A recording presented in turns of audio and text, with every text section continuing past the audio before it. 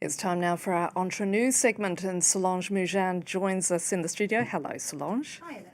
Now, you're talking today about French television and the end of a French television channel, C8. What is this all about, and what makes it so interesting to viewers outside of France? Well, what's so fascinating about this story is that it touches on many of the trends that we're seeing in other nations. Questions about free speech, about censorship, billionaires influencing politics through the media landscape.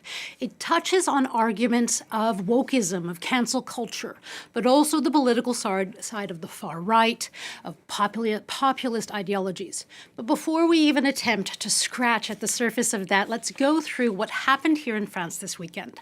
At midnight on February 28th, from Friday night to Saturday morning, two TV channels, C8 or C8 and Énergie 12, they stopped being broadcast. They'd lost the right to air on the TNT by order of the French regulator Arcom. Now, what is the TNT? What is Arcom? Well, TNT stands for Télévision Numérique Terrestre. And since 2005, it is the main way that most French households receive their TV signal versus, say, analog before or internet cables or satellites to receive their channels. Technology and tastes, of course, are constantly changing this media landscape. But the important thing to understand here is that over 60% of French people watch their television through the TNT today. So if a channel is selected to be on it, that channel, be it private or public, is beamed out to a much larger national audience. That means ad dollars, more money. Which channels are on it is decided by an independent regulator called Arcom. They issue these 10-year TNT contracts that can be renewed for 5 before reapplications. In exchange, these channels have a number of responsibilities in accordance with the 1986 French law, the Loi Léotard. And it states that channels need to respect the dignity of individuals, protect young viewers, express multiple views and opinions, transmit information honestly, and provide quality programming and have a sound development.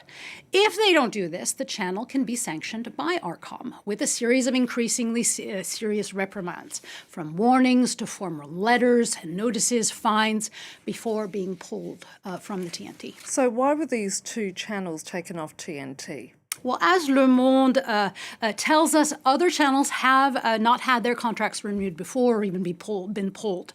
It isn't an unheard of thing, as some people seem to be saying right now. Now, Énergie was pulled largely for economic reasons, but the political hubbub that's going on here in France right now is in regard to C8, C8, which was France's 6th most watched channel in January, according to Médiamétrie. And Arcom said that the repeated misconduct of C8 was largely to blame for its removal. And that decision was supported by France's highest legal institution, the Conseil d'État. Overall, the channel paid out 7.6 million euros in fines over the years that it was broadcast, namely because of dérapage or misconduct on live television by one of its main TV presenters, Cyril Hanouna. Okay, now Cyril Hanouna is indeed a household name here in France, but he's certainly not that well known outside of the country, is he? No, he isn't. Cyril Hanouna, though, in France, is a long-time, well-known TV host, TV talk show host. He's Franco-Tunisian, and his fans often call him Baba, as in father, and he has a huge fan base. They call themselves the fanzouzes, and they would tune in nightly to tpmp, or Touche pas à mon poste, which literally means don't turn the dial or don't touch my television. This live media news talk show made a name for itself because of its pranks and its frank talk, and for pushing the limits of what should be aired on television. People who watch it either love it, saying it's different, or they are disgusted by it. To give you some examples of the fines and reprimands that it received, it was called out for wrongfully calling disabled people drug addicts, broadcasting a nude photograph of a TV presenter despite that image having been sealed by a court, of blatant homophobia, or tricking people to call in looking for love and then being made fun of because they are part of the LGBTQ+ community. One of the show's journalists, for example, had her private parts touched while blindfolded and without her consent on live television. These are just some of the issues that Arcom called out in regard to this show. It'll be interesting, too, to see if the MC's group, where Hanouna will go for a new talk show on W9, whether they can rein him in or not. In any case, it is this whole transfer was a highly watched event for Hanouna's fans, and and much ink will be continued to be spilled because of it. But the issue is bigger than just a hated or loved talk show host. This has become a highly political issue, not only because Hanouna said that while he won't run for president this time, he has thought about it and wants to save and help France, he says, so potentially he could try and walk in the footsteps of other stars turned politicians like, say, Donald Trump. It's also become highly political because of who is behind Hanouna.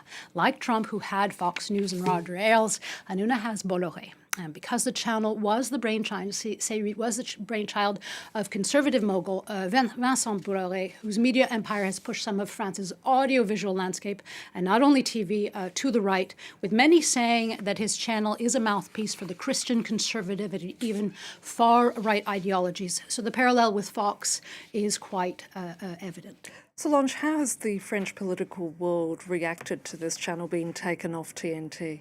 Well, before C8 left the TNT and thus the airwaves, because the Canal Group, they actually decided not to continue with the channel. They could have on satellite or digital TV, but there's less money there, so they decided to scrap it entirely.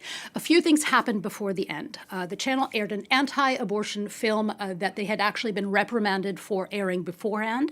And Hanouna said, "Vive la liberté," or "Long live freedom," before the signal ended. This call against what he sees as censorship has been repeated by many politicians in France as well, who say that Arcom, the regulator's rules, must change. France's president entered into the fray of this, saying the decision was not political. Now, C8's argument is essentially the following. They say, we were taken off the air because we shop, we do things differently, we speak to the people. They also argue this is what people want, you're banning us from giving it to them.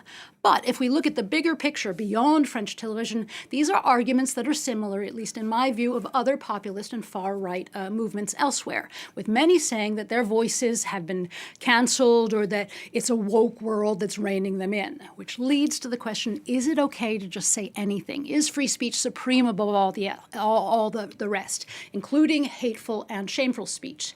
What about the law and dignity and the respect of others? These are not questions that can be easily answered. But in regard to French TV, both France's regulator and the State Council, well, they made the call. However, the big issues, they continue very much to be a part of our society today. Thank you, Solange Mougin. With that,